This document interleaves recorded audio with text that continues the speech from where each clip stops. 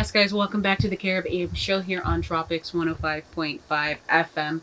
So, this weekend I went to do a bit of grocery shopping. I'm actually one of those people that, do, I don't do a huge grocery haul. What I will do is like I'll have smaller shopping experiences here and there. And like, let's say, for example, if I need certain things in the home, I'll get those certain things and then just keep my home topped up. I found that that works best for me because of the fact that, it's a little bit easier for me to just do the top up thing rather than I wait until the end of the month or, every 2 weeks to be able to have like a huge, shopping trip. Also, it works a little bit easier for me in terms of finances. What I've come to realize though is that $20 is not hidden the way that it used to before. I feel like, what is going on? Before I could go to the supermarket, I could get, I want to say, veggies, protein, and at least one or two grains to put with it, so it's like a carb. But either way, I would be able to have a good solid meal, I want to say, for about a week that I could make with $20 and still have some left over. Now though, basically those same, no, yeah, that same situation is now like going up into like 25 $30 marks because things are getting more expensive.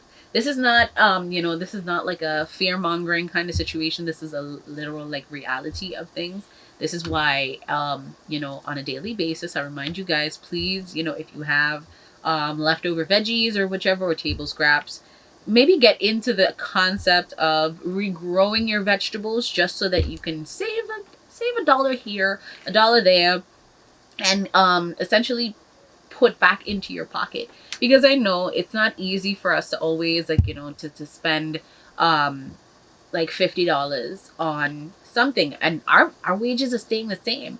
Our salaries have not increased. As a matter of fact, a lot of people's salaries have decreased. But the price of food is now going up. And we as people need to be able to sustain, our way of living. Because yes, I'm one person who has to worry about me and my kid. But there are other people who have entire homes with 4 kids.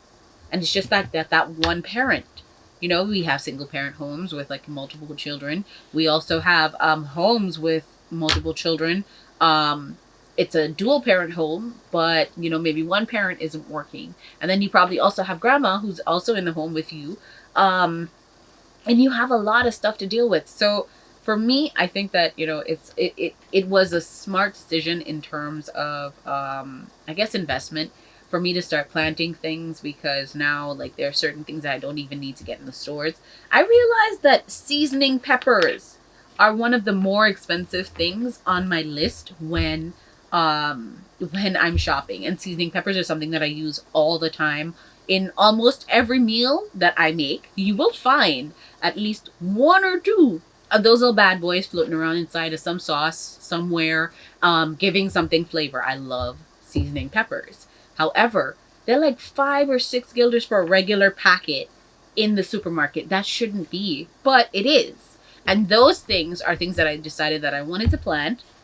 So now I want to say three or four of those same seasoning pepper trees. So I don't have to spend that extra 5 guilders on seasoning peppers. Now I spend it on something else. I know that onions and garlic and stuff, like those are a little bit less, less pricey. So it's not as much of an investment if you plant those. But I use them often enough that it makes sense for me to plant them, and it makes sense for me to have a little bit more access to them, because then I will constantly be buying them over and over and over again. And I don't want to do that. So with that being said, I mean, you can also plant things like carrots. You can plant things like celery. You can plant things like beans. These are things that grow really, really easily. They grow really fast. And don't forget that you can also recultivate your old herbs and such. I was talking about this just last night with a friend of mine, where I was telling him what I like to do is I like to chop up my greens and I put them in like, like separate ice cube trays. And then I'll pour some olive oil over it. I use olive oil because olive oil is, I want to say, the closest to being healthy, but inexpensive enough that I don't have to feel bad. So you fill it up, you fill the ice cube trays full of the oil with the herbs, and you freeze them. It helps your food to stay longer, it helps your food to last a little bit longer. These are just little things that you can do in order for you to make your food stretch a little bit.